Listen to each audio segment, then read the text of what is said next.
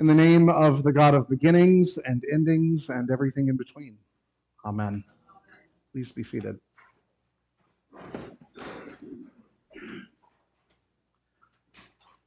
In a sermon some time back, I'm pretty sure I mentioned about how there is this relatively new movement in the church, sometime in the last 10 or 15 years, that advocates for redrawing the annual liturgical calendar, making Advent longer. I believe the proposal is to extend it from its current 4 weeks to 8 weeks. There are even several congregations here in our own diocese who are already experimenting with this idea, and they have been for the past few years. In classic Episcopalian fashion, whenever the subject comes up, one of the first concerns I hear expressed is, what will we do about the Advent wreath? There's only room for 4 candles. Leave it to us to get right to the point, worrying about the furniture we use in liturgy before we think about the reason for the liturgy. But one of the reasons for considering this change was out of a recognition that culturally Advent has become consumed by Christmas. Of course, we in the church are firm. We know that Christmas begins on December 25th and not a moment earlier.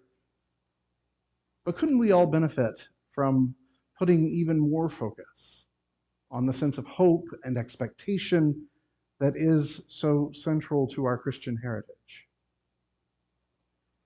Maybe a few extra weeks of anticipation couldn't hurt. Another reason, just in case you're sitting there wondering why I'm talking so much about the run-up to Christmas when we're still in October, the other reason is because the readings this time of year do sort of point us in that direction. Advent is coming.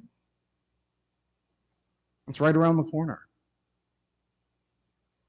The liturgical year, like the Christian life, doesn't always have the kind of fixed boundaries that we try to impose on it. Year A stops here, year B begins here, and not one moment before. But instead, the years and the seasons tend to blend between one another. We don't just suddenly turn our heads in a new direction when Advent starts. The calendar of the church and the cycle of our readings have been slowly pointing us in that direction for a long time. There just aren't the kinds of sharp lines we imagine. There's almost always some aspect of the church's teachings that are pointing us toward the miracle of the gift of the Incarnation. There's almost always some aspect of the church's teachings that are pointing us toward the miracle and the gift of the resurrection. Though some Sundays seem to focus more one way or another, it's never entirely one way or another. So the lessons that we're hearing here as we approach the end of the liturgical year start to take shape as a kind of Advent to Advent. Starts from a place within us that we all intuitively know. Life leads to death. It is a painful part of the story of our humanity, but one that we all face. In the story of Jesus, we know that from the moment he's born, we know that he will die. But the Christian promise is that there will also be something more. The fact that life leads to death won't be all that there is. Death will also lead to life. And we incorporate that into our own lives. When we celebrate our baptisms or the life cycles and stages of children, part of the gift that these moments represent for us is an antidote to our mortality. They keep the world going even after we're gone. And when we're gone and when the ones we love go before us, we trust we'll all live on in the promise of the resurrection. and in the resurrection incarnated in our relationships and in the communities that we build. The same thing is happening in the church year. Right now, in the chronology of Jesus' life, our readings here lately are a part of the Holy Week story. These teachings and parables are being taught and told in Jerusalem on the cusp of his death. Jesus' life will eventually lead to his death. And that death will ultimately lead to greater life. And life to death and death to life and on throughout the ages. We have to hear things over and over again before we can really learn them, before we can truly integrate them into our lives and into our beings. We have to experience this cycle again and again. We need each Advent to point toward the resurrection. And we need each death to point to some new Advent, some new season of hope and expectation that we've been previously unable to fully see. And that's a bit of what we're hearing in this challenging parable today. But this difficult tale that tells us that the landlord, God, sent workers again and again to do the work of the kingdom. We hear stories like this throughout our tradition, the many ways that God has tried to deliver us from evil, or another way of thinking about it, from the shortcomings of our human nature. There are books upon books throughout the Bible that tell the story of God reaching out to people only to have us turn away. That was the function of all the prophets. That was the work of all the kings of the Old Testament.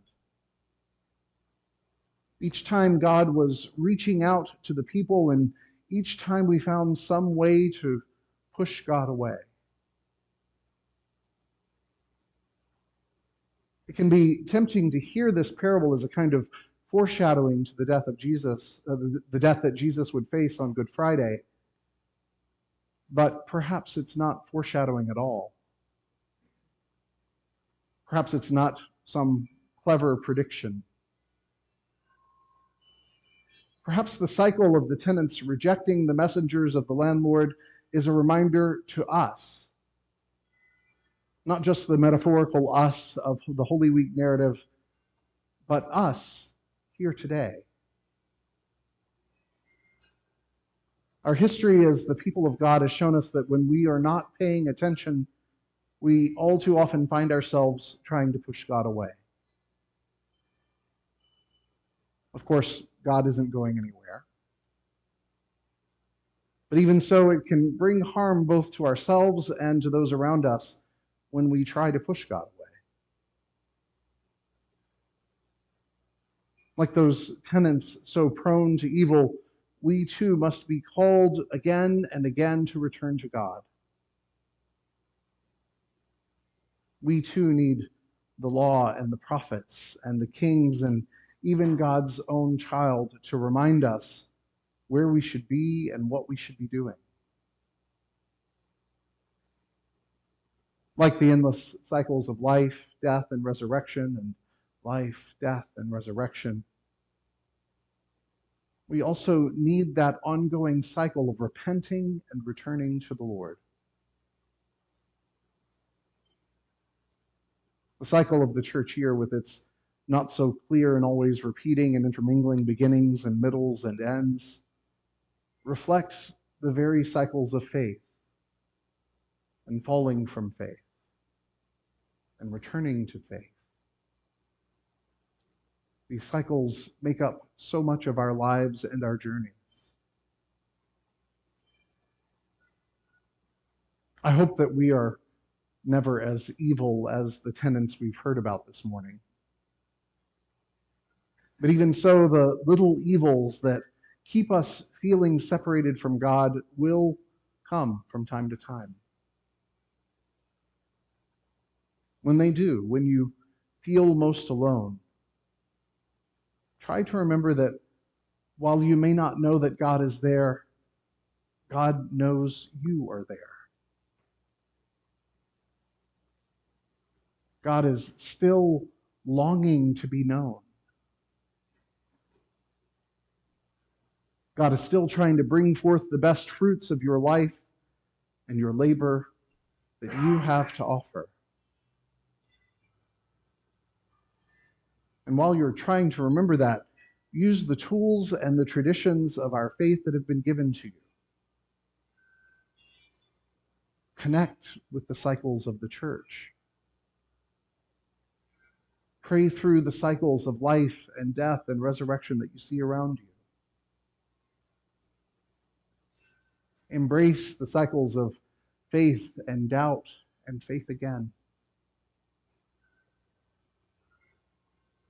The thing about cycles is they always come around. Soon they'll come around for you too. Soon what feels like death will be shown to have really been life emerging in new ways. So through it all, just don't give up. Amen.